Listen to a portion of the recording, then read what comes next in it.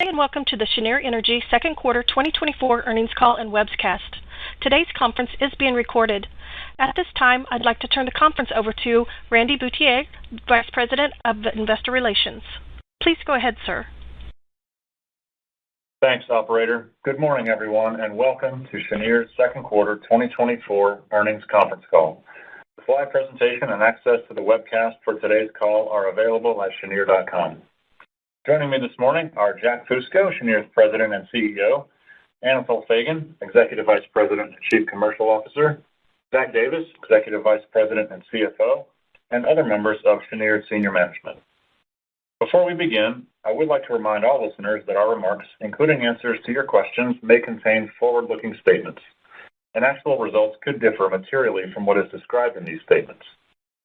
Slide 2 of our presentation contains a discussion of those forward-looking statements and associated risks. In addition, we may include references to certain non-GAAP financial measures such as consolidated adjusted EBITDA and distributable cash flow. A reconciliation to these measures to the most comparable GAAP measure can be found in the appendix to the slide presentation. As part of our discussion of Cheniere's results, today's call may also include selected financial information and results for Cheniere Energy Partners LP, or CQP. We do not intend to cover CQP's results separately from those of Cheniere Energy, Inc. The call agenda is shown on slide 3. Jack will begin with operating and financial highlights. Anatol will then provide an update on the LNG market, and Zach will review our financial results and increase 2024 guidance. After prepared remarks, we will open the call for Q&A.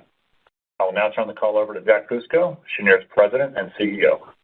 Thank you, Randy. Good morning, everyone. Thanks for joining us today as we review our second quarter results, which exceeded our expectations thanks to the success we have achieved across the entire Cheniere platform. Before I address the quarterly results and guidance increase, I hope you saw our contract announcement earlier this week. We have entered into a new long-term SPA with the Portuguese multinational integrated energy company, Galp, for approximately 500,000 tons for 20 years. And the SPA is tied to the date of the second train of the SPL expansion project. This contract demonstrates not only further progress and continued momentum on the development of the SPL expansion project, but also the important role U.S. LNG fulfills in the European energy system for decades to come.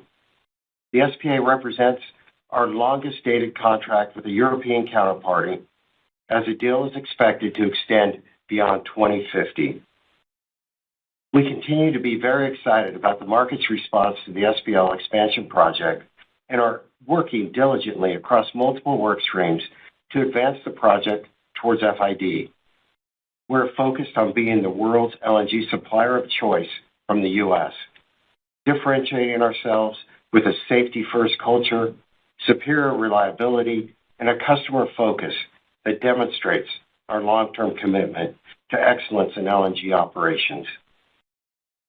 Please turn to slide 5, where I'll highlight our key accomplishments for the quarter and introduce our increased guidance for 2024. In the second quarter, we generated consolidated adjusted EBITDA of approximately $1.3 billion, distributable cash flow of approximately $700 million, and net income of approximately $880 million. These excellent financial results are once again the product of our maniacal focus on operational excellence. During the quarter, we produced and exported 155 LNG cargoes from our facilities. Total LNG production across our platform was up slightly year over year for both the quarter and the first half of the year. On the maintenance front, during the second quarter, we executed our major maintenance programs at both Sabine Pass and Corpus Christi, and I'm extremely proud of the outcomes of each of those turnarounds. I'll come back to these programs in a minute, but their safe and successful execution further reinforces our operating track record and sets Cheniere further apart from the competition. During the second quarter, we announced an update to our capital allocation plan, highlighted by a $4 billion increase in our share repurchase authorization through 2027, as well as a planned increase in our dividend to $2 per share annualized next quarter. As Zach will speak to further, our capital allocation plan provides investors with an excellent framework in which they can take confidence a proven, disciplined approach that provides for cash flow visibility, capital management, and long-term value creation. Looking ahead to the balance of 2024, today we are raising and tightening the ranges of our full-year guidance to $5.7 to $6.1 billion in consolidated adjusted EBITDA and $3.1 to $3.5 billion of distributable cash flow.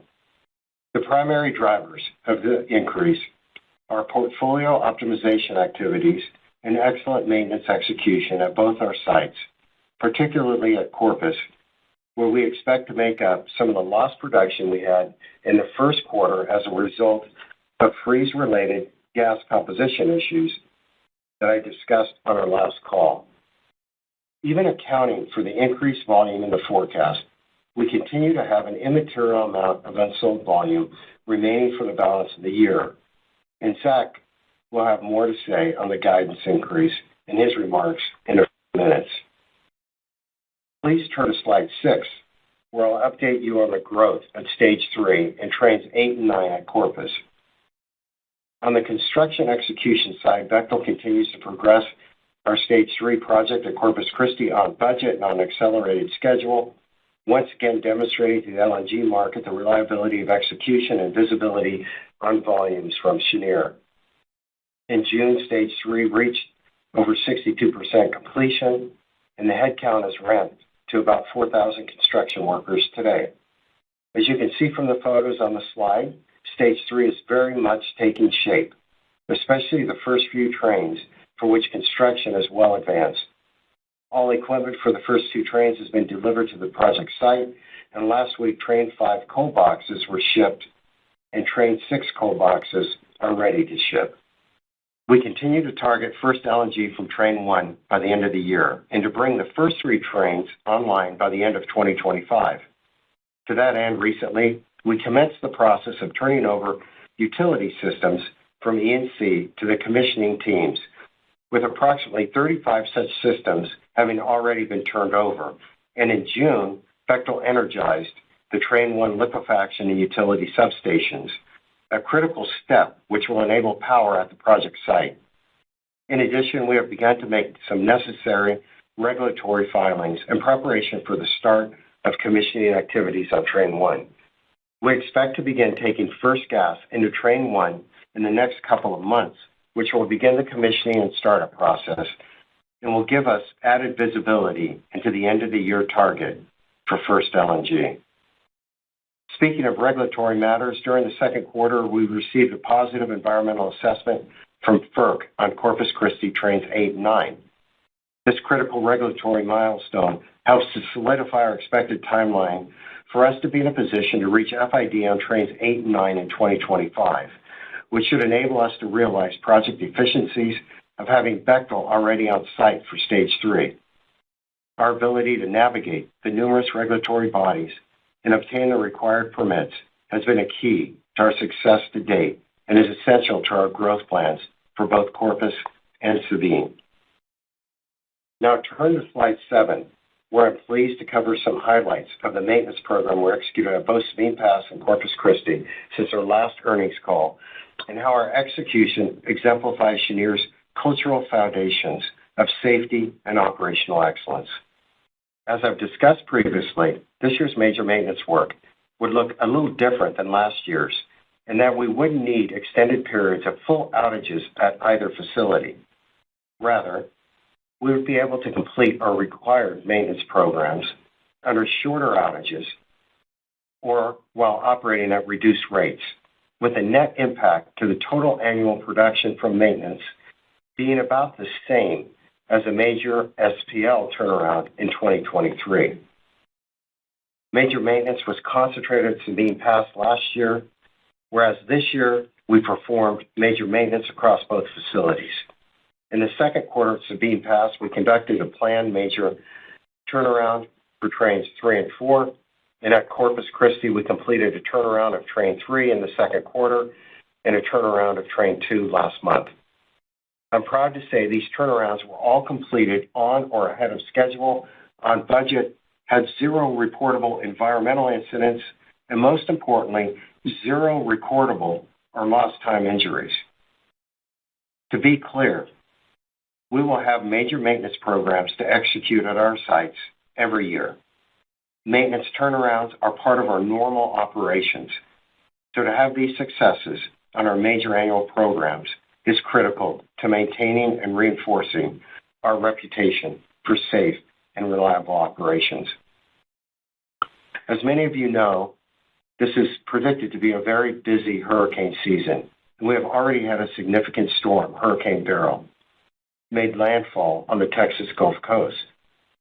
In advance of the storm, we activated our hurricane preparedness plans at both facilities.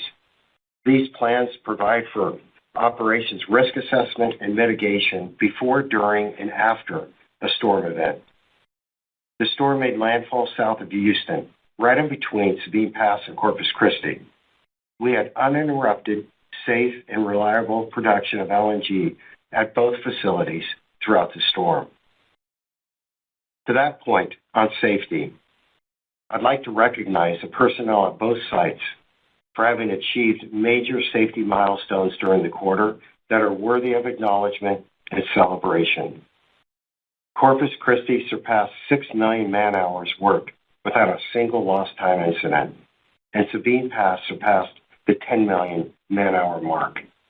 Those are exceptional achievements, and I'd like to congratulate my Cheniere colleagues at both sites for a job well done. And finally, before turning the call over, I'd just like to say a brief word relating to the upcoming presidential election. At Cheniere, we have developed, built, and operated our assets under multiple administrations across both parties for the last decade plus. We believe our business and our product to be bipartisan, helping achieve policy priorities across the political spectrum. Economic impact, job creation, global decarbonization, energy independence, or international trade. Cheniere and our LNG deliver on each in scale. The numerous and significant benefits of our LNG are proven.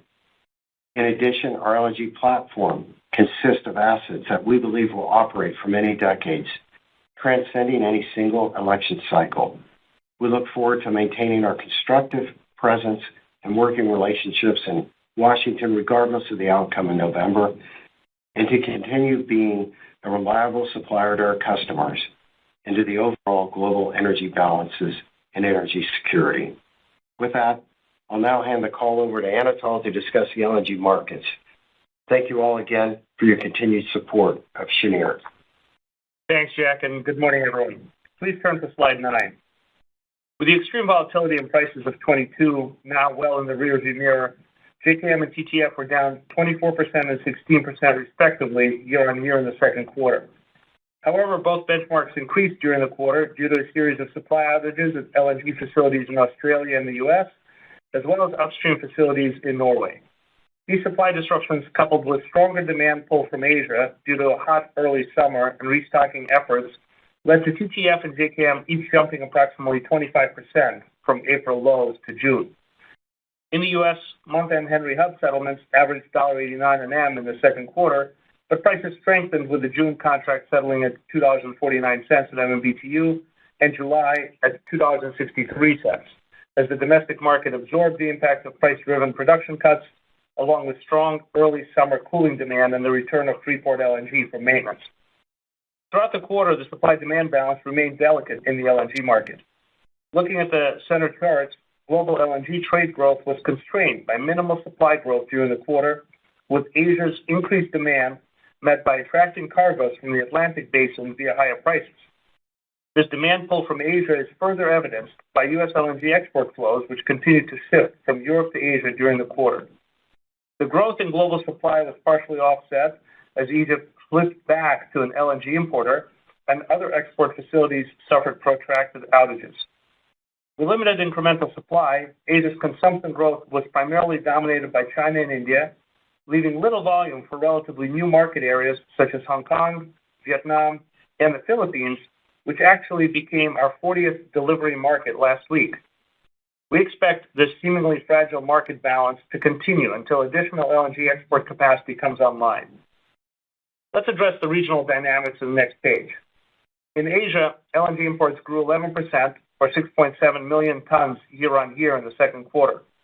Extreme temperatures across the region lifted gas power demand, while relatively lower prices in the first quarter and early second quarter spurred spot buying, resulting in significant increases throughout the first half of the year. China's LNG imports grew 16%, or 5.2 million tons in the first half of 24, with a lower growth rate in the second quarter as prices strengthened.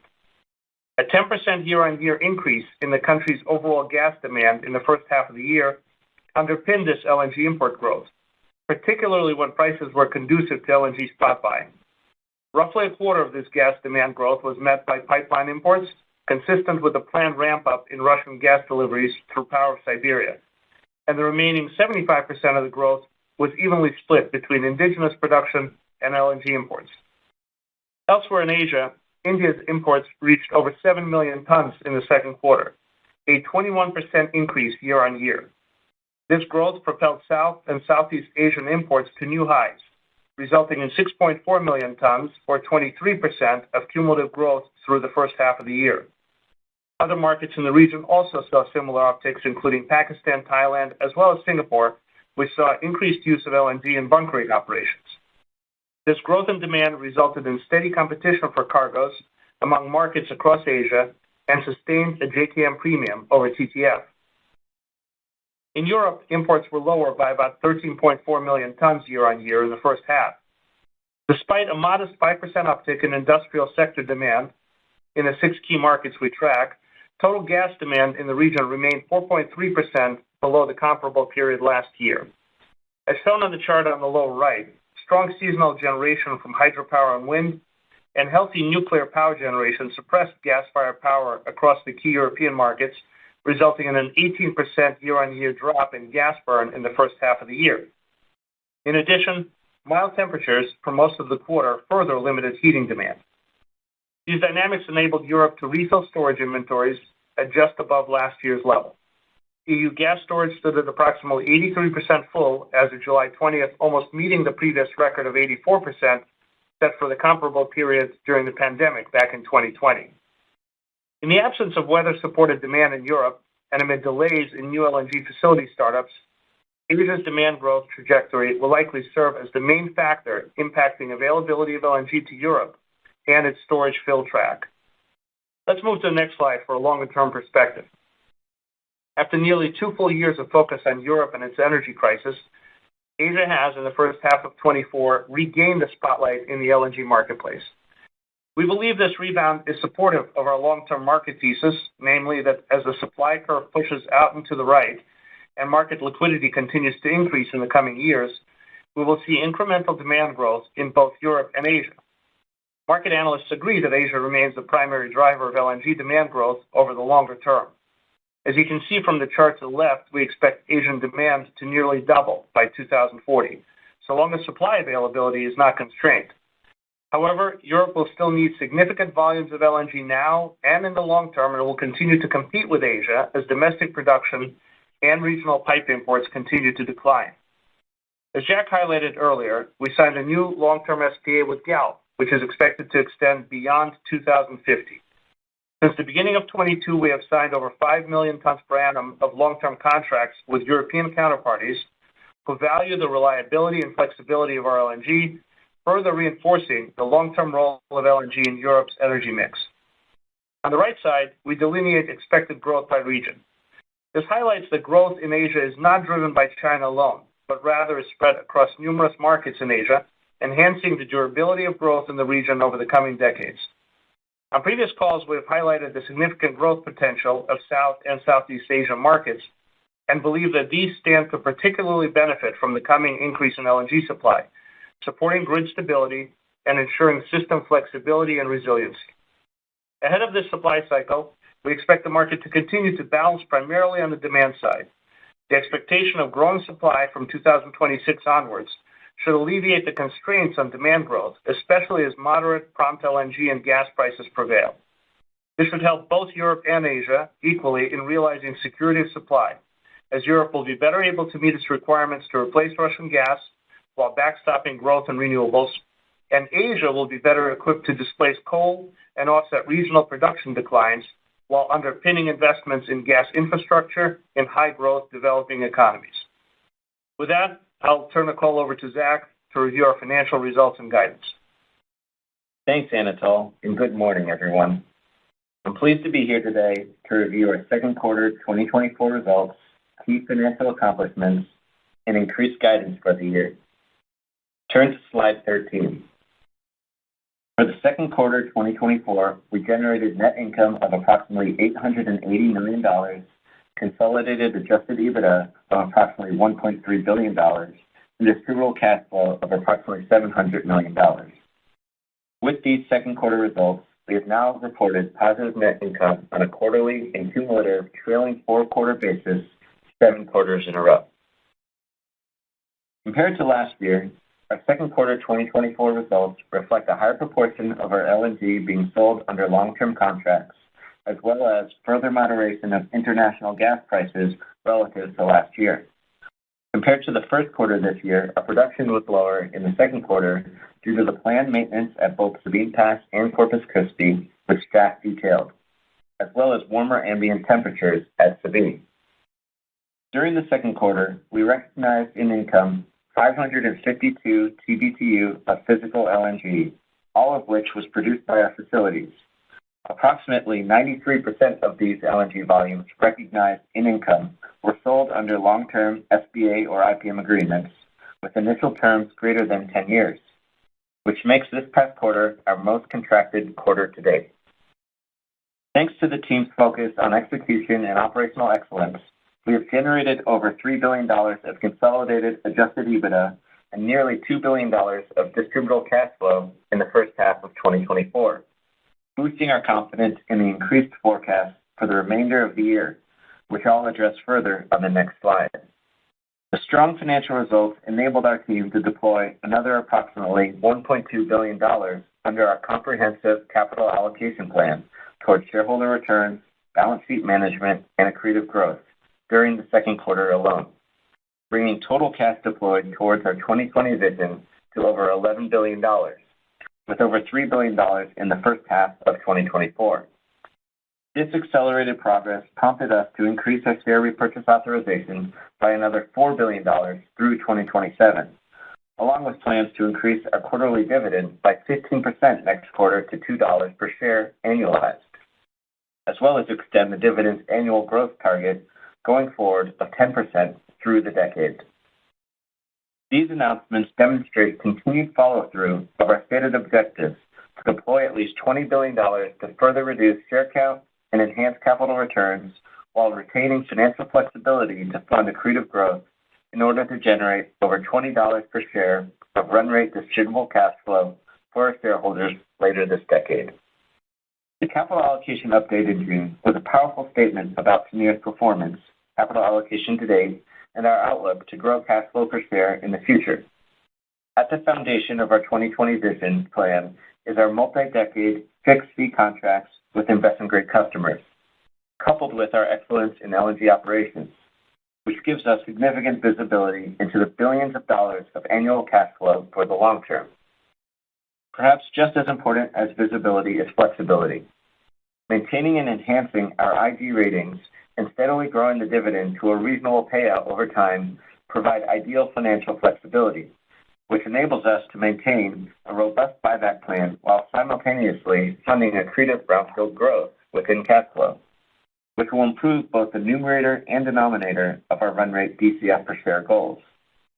As Jack mentioned, the capital allocation plan is designed to provide investors with a framework in which they can take confidence thanks to our cash flow visibility and financial flexibility to enable sustainable long-term value creation. During the second quarter, we repurchased over 3.1 million shares for approximately $500 million, helping bring our total shares outstanding to approximately 226 million today. The buyback program continues to work as designed, deploying allocated capital into the stock, which can increase significantly in periods of sustained dislocation, as we saw in the first half. While the amount of shares repurchased in the second quarter trails that of the first quarter, It's important to remember that the first quarter's nearly $1.2 billion of share repurchases was enabled in part by the accumulation of some cash in the plan over the preceding several quarters, which was unlocked as the stock underperformed in Q1 and into Q2. With the upsized share repurchase authorization commencing at the start of the third quarter, we remain committed and on track to reach our goal of approximately 200 million shares outstanding later this decade, and opportunistically complete the upsized $4 billion buyback program by 2027. Moving to the balance sheet, we issued our second investment-grade bond at CQP in May, and in June, we used the $1.2 billion of proceeds from these 5.75% senior notes to redeem approximately $1.2 billion of the 5.625% senior secured notes at SPL due 2025. Consistent with prior issuances, this transaction extends our maturity profile while further desecuring and desubordinating our consolidated balance sheet by moving secured project debt from SPL to unsecured corporate debt at CQP.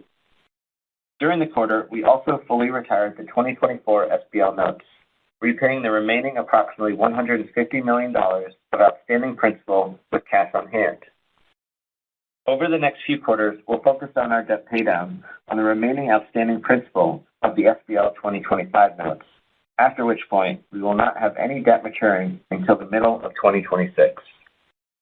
The rating agencies continue to recognize our progress on the balance sheet. In May, in conjunction with the CQP issuance, Moody's upgraded both CQP and SPL to Baa2 and Baa1, respectively, representing a double upgrade at CQP. And in July, Fitch upgraded CCH to BBB+. These positive ratings actions reflect our balance sheet management to date and our commitment to opportunistically delever and desubordinate going forward as we target long-term leverage of under 4 times run rate EBITDA and BBB corporate credit ratings at both LNG and CQP. The Corpus upgrade specifically is also a recognition of the significant progress achieved at Stage 3 to date. For the second quarter, we maintained a dividend of 43.5 cents per common share.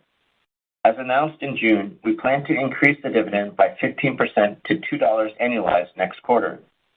Beyond this year, we remain committed to our guidance of growing our dividend by approximately 10% annually, not just through 2026, but through the decade, at which point we'll be at a payout ratio of only about 20%, enabling us to maintain the financial flexibility essential to our comprehensive and balanced long-term capital allocation plan and growth objectives, with investment-grade metrics and internally generated cash flow funding at both Sabine and Corpus. During the quarter, we refunded approximately $400 million of CapEx on Stage 3, bringing total unlevered spend on the project to approximately $3.8 billion. Front-loading the equity spend has enabled considerable interest savings, and we still have over $3 billion available on our CCH term loan as additional liquidity for CEI in the coming years through construction. We expect to spend between $1.5 to $2 billion in Stage 3 CapEx this year, before accounting for any draws on the CCH term loan. We maintain significant total liquidity in addition to our DCF forecasts, and therefore flexibility, with almost $3 billion of cash on hand, plus over $3 billion of available term loan at CCH, as well as open revolvers across the Cheniere complex. Turn now to slide 14, where I will discuss our upwardly revised 2024 guidance. Today, we are raising and tightening our full-year 2024 guidance ranges to $5.7 to $6.1 billion in consolidated adjusted EBITDA from $5.5 to $6 billion and $3.1 to $3.5 billion in distributable cash flow from $2.9 to $3.4 billion. Several factors contributed to our improved forecast for the year, primarily from additional production layered into the forecast post our turnarounds, as well as optimization activities achieved upstream and downstream of our facilities since the last call. As Jack noted, our maintenance programs not only minimize production impacts to both sites, but also unlocked efficiencies at CCL that should offset the impacts to production from the winter storm we experienced in the first quarter into the second half of this year. Of course, we are still in hurricane season on the Gulf Coast, And while we had no impacts to our production from Hurricane Beryl last month, we keep a very close eye on potential hurricane impacts as our expected results could be impacted by future weather events at our sites. However, we decided to tighten the guidance considering we are now more than halfway through the year, we've completed our major maintenance at both sites, and a decent portion of the optimization has been locked in, on top of this being our most contracted year ever on a percentage basis. We still expect to produce approximately 45 million tons of LNG this year, inclusive of the planned maintenance downtime at both sites, and our guidance continues to reflect only contributions from completed or locked-in portfolio optimization activities, as we do not forecast potential contributions from future optimization opportunities. And of course, our results could be impacted by the timing of certain cargoes around year-end. Our DCF for 2024 could also be affected by changes in the tax code. As noted on prior calls, we qualify for the corporate alternative minimum tax this year. However, upcoming guidance related to the implementation of this tax, which is expected later this year, specifically regarding the taxing of unrealized derivatives, could impact the timing and amount of our cash tax payments this year and going forward. We would expect any impacts to primarily be a matter of timing and should not impact our ability to generate over $20 billion of available cash through 2026. We do not forecast any contribution to revenues or EBITDA from Stage 3 volumes this year. We look forward to updating you on our 2025 volume projections, inclusive of Stage 3 contributions, on our Q3 call. We continue to target first LNG at the end of the year and the first 3 trains to reach substantial completion by the end of 2025, reinforcing our view that 2024 is expected to be a trough year, and 2025 will begin the step-up of our run rate production above the 9-train 45 MTPA. As we look out beyond the next few years, our conviction in the long-term role of our LNG in global energy markets and Cheniere's position in it have only strengthened. At Cheniere, we lead with our safety track record, operational and commercial reputation, and financial discipline to generate and deploy accretively the billions of dollars of cash flow year after year. We are leveraging all of those advantages to continue to create sustainable and growing long-term value for our shareholders and supply our global customer base with our flexible, reliable, and affordable LNG for decades to come. That concludes our prepared remarks. Thank you for your time and your interest in Cheniere. Operator, we are ready to open the line for questions. Thank you. If you would like to ask a question, please signal by pressing star 1 on your telephone keypad. If you're using a speakerphone, please make sure your mute function is turned off to allow your signal to reach our equipment. In order to ensure everyone has a chance to interact with today's speakers, we ask that you limit yourself to one question with one follow-up question. If you have more than one question, you may signal to rejoin the queue. And our first question comes from Theresa Chen with Barclays. Please go ahead. Your line is open. Morning. With the progress you've made year to date, would you be able to provide any additional color on the drivers that underlie the low versus high end of the updated guidance range? Sure. Thanks, Teresa. This is Zach. I'd say going into the last call, we were already tracking to the upper half of the range, so we were in good position. And now we're able to not only raise it, but tighten it by $200 million on the low end. So at this point, we're comfortably in the middle of the range, if not better. And the reason for that is that there was probably another incremental $100 million added to the EBITDA, thanks to production going up post the major maintenance at Corpus, helping Corpus catch up from some of the feed gas quality issues that it had in Q1, and then just more optimization across the board from upstream and downstream and subchartering. So to go from there, there's still a little variability. We won't account for most of the optimization that could happen in the second half of the year, in particular on the upstream side on basis differentials. And then Henry Hub is a variable, just on lifting margin. Every 50-cent move in Henry Hub probably affects our lifting margin and EBITDA by about $30 million still for the rest of the year. And then we're still in a hurricane season. So weather permitting, if things go as smoothly as they've gone to date, maybe there'll be some incremental production. And if not, we could also lose some production if we have incremental downtime above and beyond what we normally budget or give ourselves coverage for. And then there's a little variability at the end of the year just on year-end timing of deliveries. We don't bake into the forecast late deliveries in the year. So that might add a bit, but shouldn't materially affect us on the downside. So things are pretty baked this year, as it was already our most contracted year ever. Thank you for that detailed answer. And maybe turning to the permitting side, we'd love to get your updated view on the regulatory and permitting landscape.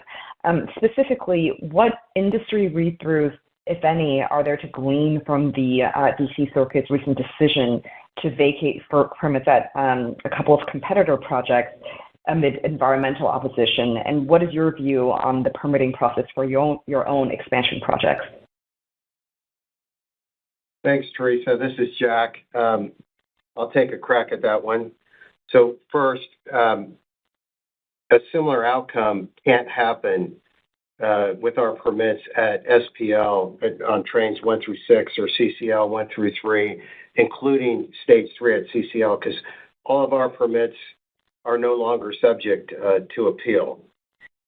On our expansion projects, which is CCL 8 and 9 and SPL Stage 5. As you all know, we dedicate a significant amount of time and resources just developing our projects and associated permit applications in a manner that we feel satisfies the federal, state, local regulatory requirements. And we've done this over the course of more than a decade through multiple administrations, and we feel very confident in our ability to continue to perform that way.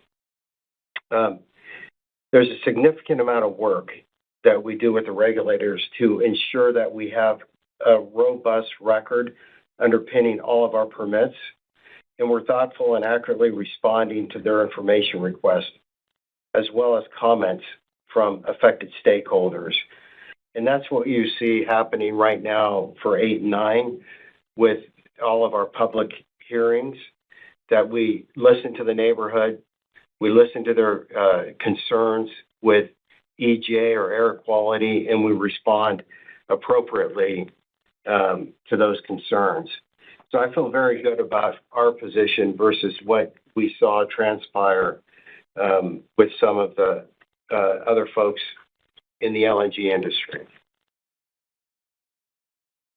Thank you very much.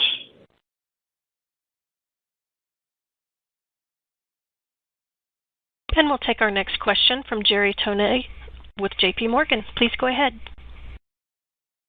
Hi, it's Jeremy Tonette from J.P. Morgan. Good morning, all. Jeremy. Hey, Jeremy. Just wanted to touch on commercial discussions. Great to see the Galp contract earlier, and just wanted to see, I guess, how the state of commercial discussions are going with customers right now, given changes in the LNG market, and especially the impact of competitor delays out there, the pause, election uncertainty. Just wondering how, these things all come together to impact, I guess, commercial discussions for SPL expansion at this point.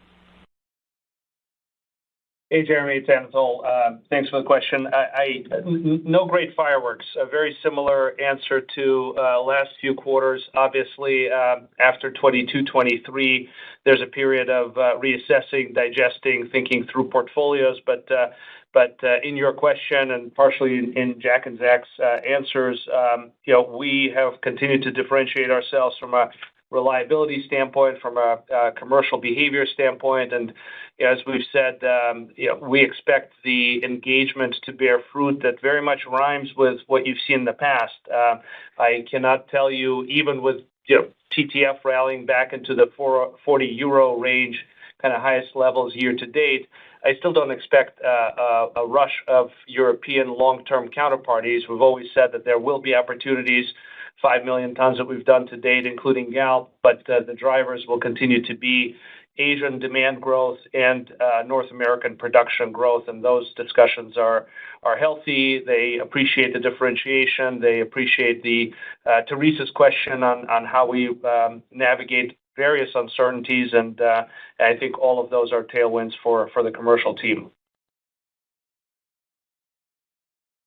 Got it. That's very helpful there. And was wondering if we could turn to capital allocation for a minute. And, it's good to see the dividend increase there. I was just wondering if you could talk a bit more, I guess, on the size of the step up at that, at that point, versus more versus less, and, how that influences your thought process going forward. Sure, this is Zach, and obviously everything we do needs to go through and be approved by the board before we announce it. But let's just put it this way: $4 billion isn't going to be it, and 200 million shares outstanding isn't our final target. So we're going to just continue to work it down, and we need to just right now follow through on the 2020 vision and getting to that point where on a run rate sustainable basis, even at $2 margins, not like the $7, $8 margins we're seeing on the screen for the next year and a half. We're comfortably in the 20s on DCF per share. But how we look at it, that $4 billion should get us pretty close to 200 million shares. Really just depends on share price.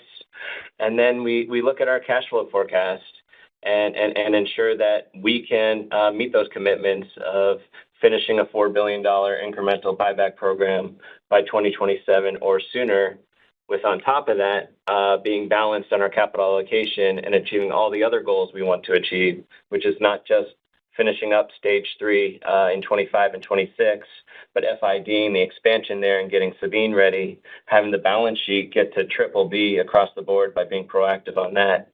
And obviously we increased the dividend by 15% and committed to a 10% growth rate for the rest of the decade. So a balance of all of that is how we got to $4 billion, but I wouldn't think too much about that because we've been known to increase it over time. Got it. That's helpful. Thank you for that.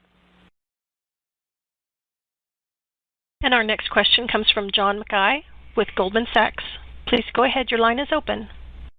Hey, thanks for the time. This is probably one for Anatol. You guys have been pretty positive on the demand picture for a while now. I'd just be curious to hear a little more from you on, if we're looking at your outlook for Asia demand, how sensitive this could be to kind of like the broader macro cycle. We've seen China a little slower recently. Maybe just a little sensitivity there versus, I think, your argument on a lot of this is kind of baked in growth at this point. Thanks. Thanks, John. Again, very boring. Really hasn't changed much. We see the dedication to gas writ large being very sustained and durable across Asia and across Europe. In fact, right, the investments that are being made, we're going to approach something like 1,500 million tons of regas capacity by the time all is said and done. And yes, there's some price sensitivity in some markets, but actually we've been pleasantly surprised, A, at what levels, and B, how much seemingly price inelastic demand in the short term is manifesting itself. So we see these emerging markets in South and Southeast Asia as being very hungry for gas. It still is going to be a very small piece of their primary energy mix and will perform a lot of grid reliability and balancing functions that modern grids expect. So continue to be just as constructive. In fact, what we're seeing now, as we touched on, is a supply-constrained market, and everything we've seen play out in North America and the rest of the world, again, just like in previous cycles, continues to move that supply constraint further and further out. And you're seeing kind of 26, 27 now being the period of that supply entering the market, as opposed to a year ago when most were penciling it in 12 to 18 months earlier. So we think as that supply comes in, you'll see some very dramatic growth numbers as various economies avail themselves of this moderately priced and reliable resource. All right, that's great. Appreciate that. Maybe just for my second one, with the Galp deal announced and you guys kind of continuing to make progress on some of the expansion projects, Could you just remind us kind of what you're thinking about in terms of what you have now and targets you'd like to get to for the 2 incremental Corpus trains and then the broader Sabine expansion?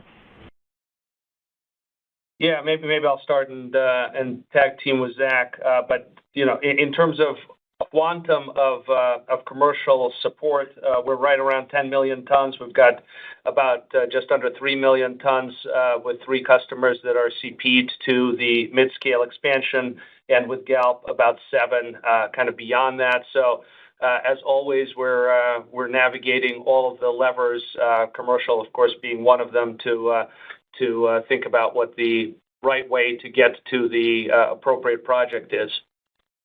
And I'll just add, with all the success that the team, that the origination team has had in the last year or 2, if we wanted to be, we could be 100% contracted, even with the mid-scale expansion of 8 and 9 and debottlenecking. That's how many contracts we have. So we're in a really good spot where now with the EA at Corpus for mid-scale 8 and 9, targeting FID next year once we have the permits, and we can make that fully contracted.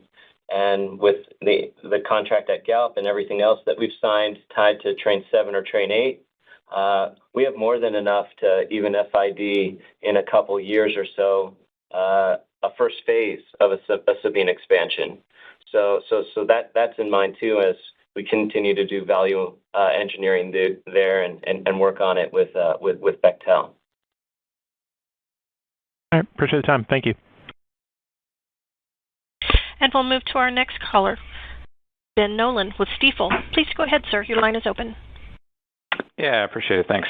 I wanted to maybe start with the cost side. We saw, I guess earlier this week, Bechtel come out with a new EPC contract, and appreciating that there's probably some differences, but was curious if that's sort of came in line with how you're thinking about the expansions that you're working on and contemplated with the pricing of the gas that you've sold.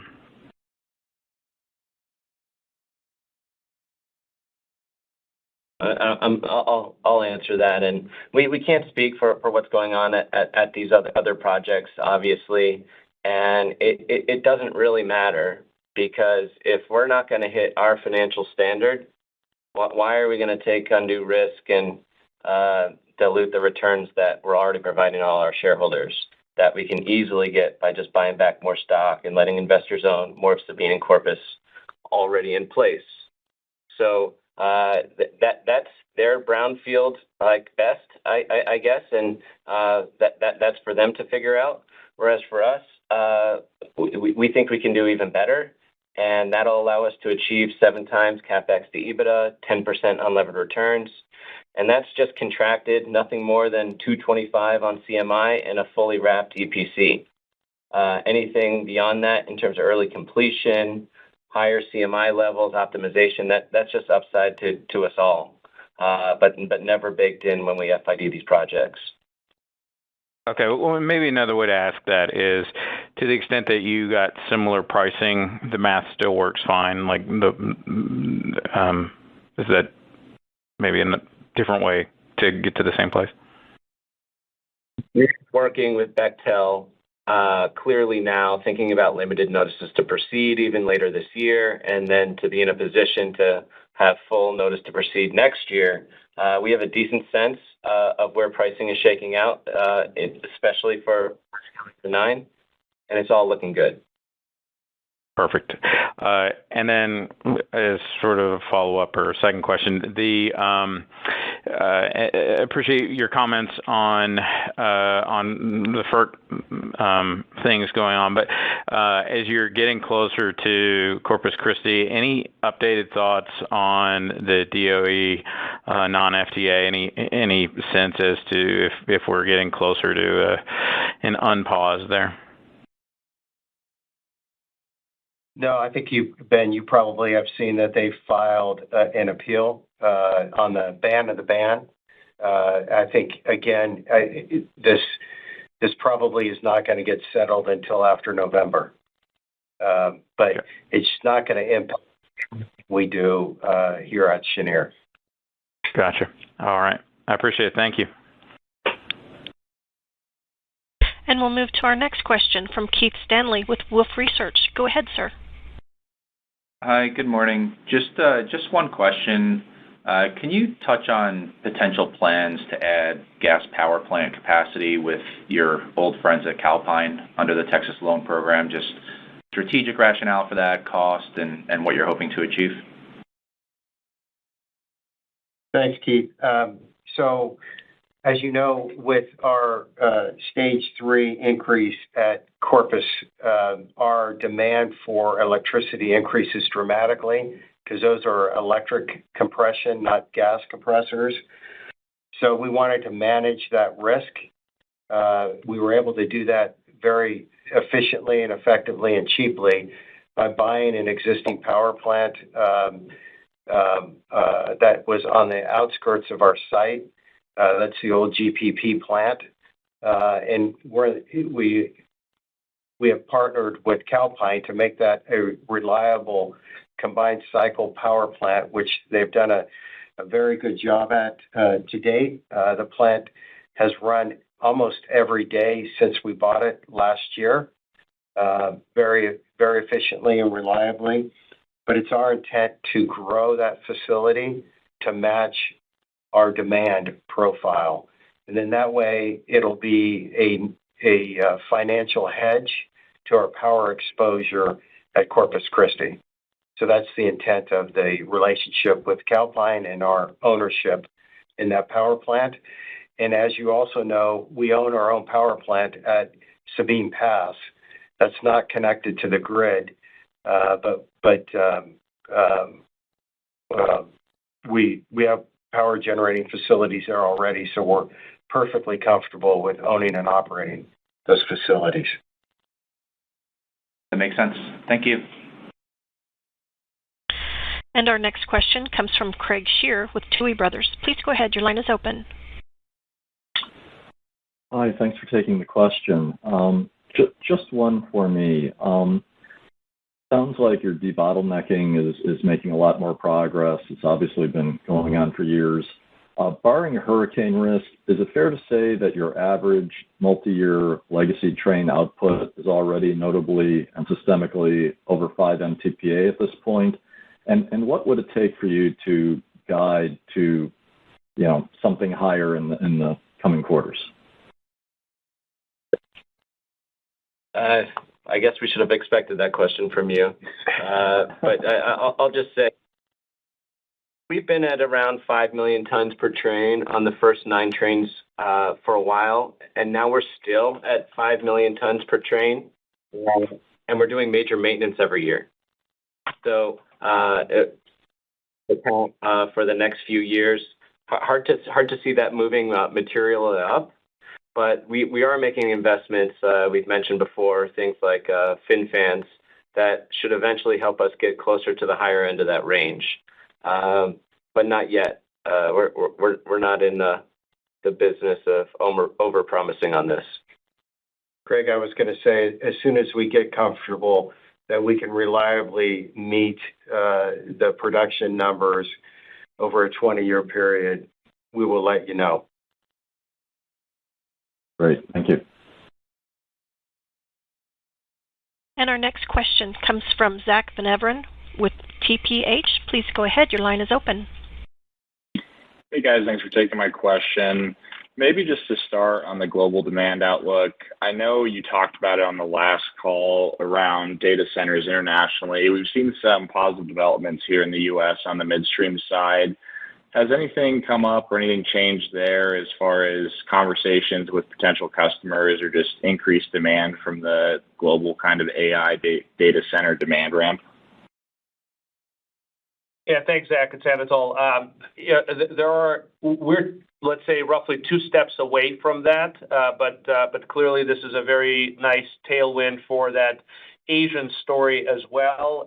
We see dedicated kind of hyperscaler commitments to Singapore, Malaysia, Japan, other markets where we are working with our counterparts who will ultimately be supplying into that demand. So it is another component of the electrification and the reliability that the grids need that will be driven by this additional gas supply, and it is a component in the global story. But again, we are not the load serving entity, right? So we're a step or two removed from that. Gotcha. That makes sense. And then maybe one on the U.S. kind of gas macro side. You mentioned that Stage 3 will start taking feed gas the next few months. Can you give an idea of the volumes there? Is it a couple hundred MMCF a day or a little bit less than that as you start to commission that first train? Yeah, Zach, the way that works is it'll be small first as we dry out the internal piping and the compression, and we continue to test things, and then it will grow, should grow significantly after that. And the pipeline that provides the gas from Agua Dulce into Stage 3 is already in operations. Got it. That makes sense. Well, I appreciate the time, guys. Thanks. And our next question comes from Michael Bloom with Wells Fargo. Please go ahead. Your line is open. Thanks. Thanks for squeezing me in here. I just had one question left here. Just in terms of the operational enhancements you talked about, which led to your increased 24 guidance, I just wanted to confirm that these carry forward to future years, or is there anything kind of one-time in nature to this second half boost in production? Thanks. I would say no commitment yet for the future years. If we go back to the May call, we basically said that production was a little light compared to forecasts because after the freeze we had some feed gas quality issues at Corpus, but we more than made up with it with the optimization we were able to do upstream and downstream of the plant. We have more upstream and downstream optimization and subchartering added to the forecast this time around. But on top of that, we're catching back up to where we thought we would be and closer to target for the full year.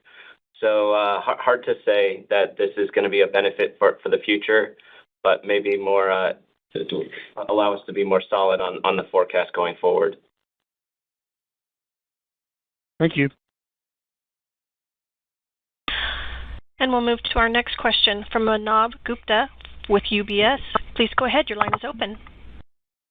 Thank you for squeezing me in. I have one quick question. CCL Stage 3 is about 62.4% complete. It was about, I think, 55.9% last quarter. Is that a good run rate? That's how we should think it comes online, or it can get very lumpy because of the construction phase kicking in? Thank you.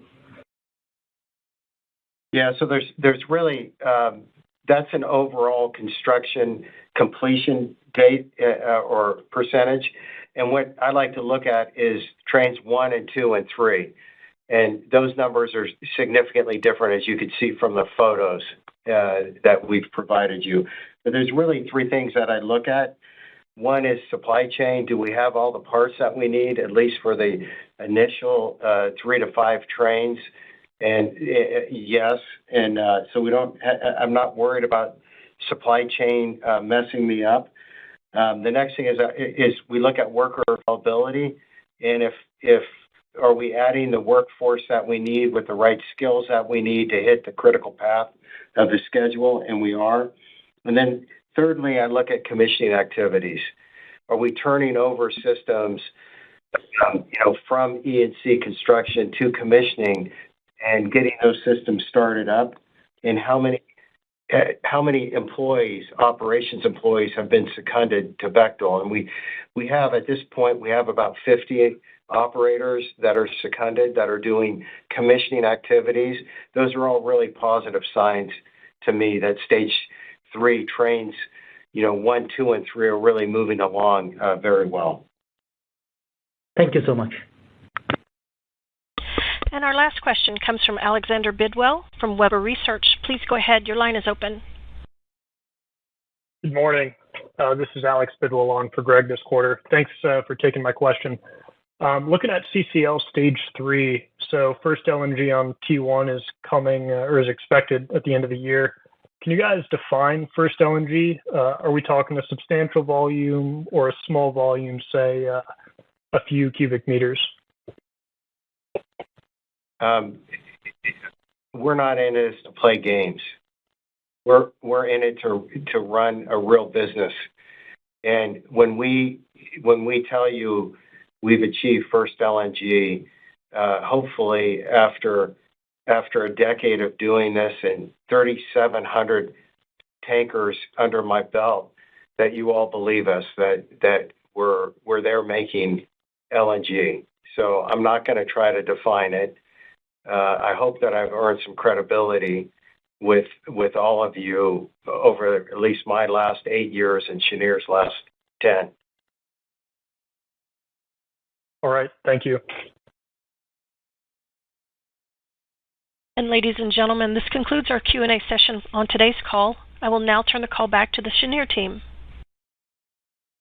Thank you all very much for your support, and please be safe out there.